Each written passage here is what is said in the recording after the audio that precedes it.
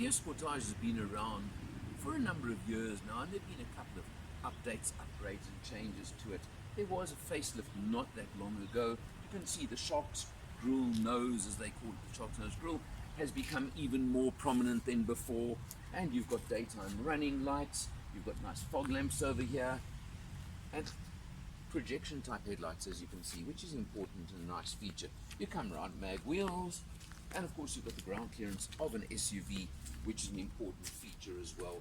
You come round to nice spoiler over the top hatch over here, and to a boot that you can see we've been carrying a bit of goods in the back over here as well. About 320 litres as it is here, and nice mat over here as well that comes as standard. You can drop the rear seats split, of course, to about 1,100 litres of boot space if you want, and it certainly, I can tell you, does take a nice load. We have proven it. Something else that's perhaps lacking on the vehicle, I thought, when I was using it, is it's a bit of a stretch for me to get to the tailgate, but so many of the opposition have a handle over here for you to pull down on the tailgate when you're closing it, and it's not on the Sportage. Just a little point to mention to you. But overall, neat lines. You can see we've got the CRDI, which means the diesel version, that is powered by the 2-litre diesel engine, 131 kilowatts, massive 400 newton meters of torque, which is very, very big, and certainly gives this car a lot of go, a lot of grunt, and a lot of urge. You can see there's a bit of mud on the car. That's because we did a nice bit of dirt road driving in it, and in fact a bit of mud plugging as well. Certainly not off-roading by any means, but down a dirt road that was pretty wet and muddy as well, and it handled it like an absolute champ. We're going to take a look on the inside now. Seeing as this is a family medium SUV, I've decided to start in the back seat for a change.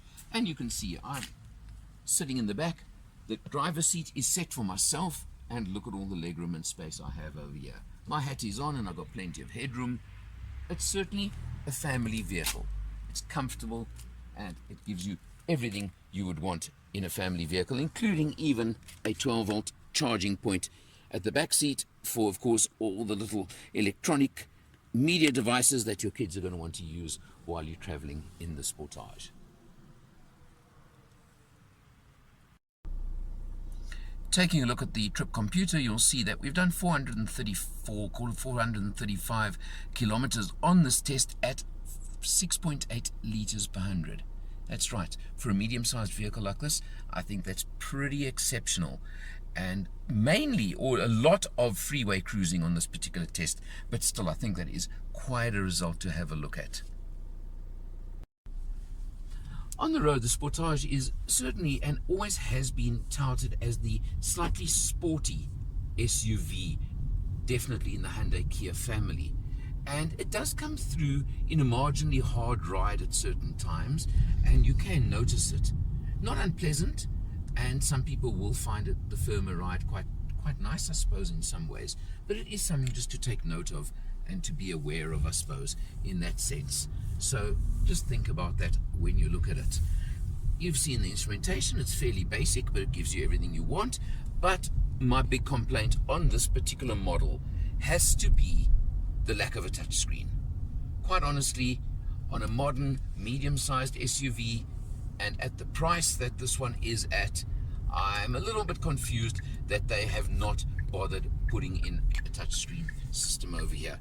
You come down below, very neat ventilation aircon system over here, works nicely, down to USBs, and of course this over here. The superb, smooth 8-speed automatic gearbox. A normal standard automatic transmission, works very, very well, very smooth, very nice.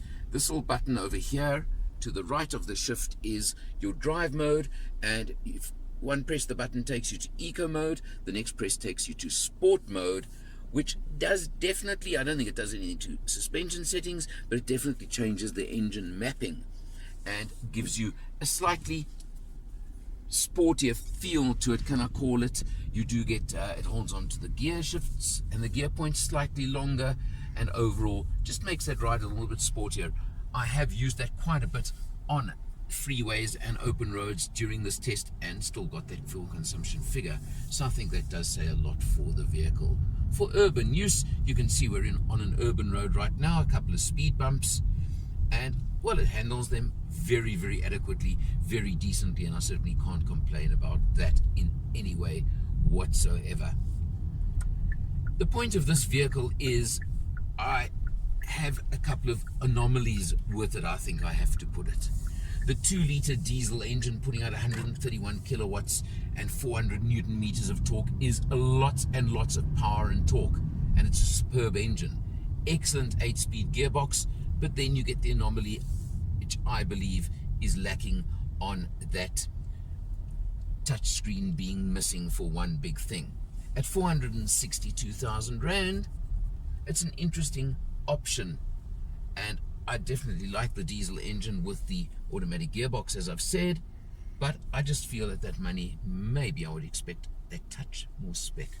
But that's me. It's a choice you would make. There are lots of other models in the range with the petrol or diesel engine starting at about 370 odd thousand Rand. So you certainly can get into a Sportage for that kind of money as well. It's up to you, quite honestly. For Motor Matters, I'm Eleanor, and I'll see you next time.